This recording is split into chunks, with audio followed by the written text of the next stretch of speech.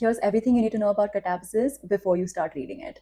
Katabasis by R.F. Kuang is a fantasy dark academia book which follows two PhD students studying analytical magic in Cambridge who travel to hell to recover the soul of their PhD advisor. Now, I know that this is mentioned in the blurb, and everyone knows that this book is dark academia and this book is fantasy, but what you don't know is that this book is also a love story. Now, the first portion of this book is pretty wild because you get to know the different realms of hell, and it's kind of like quest based.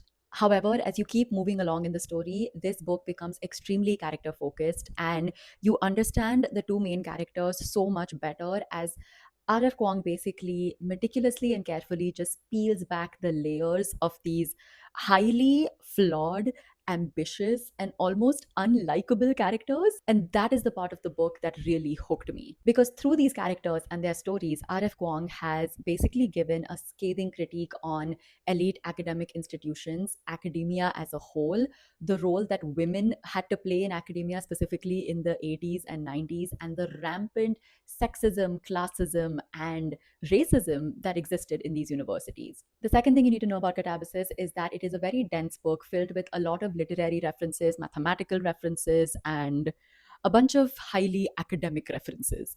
But do you need to know and understand each of these references to be able to understand the world building and the substance of the book? No, you don't.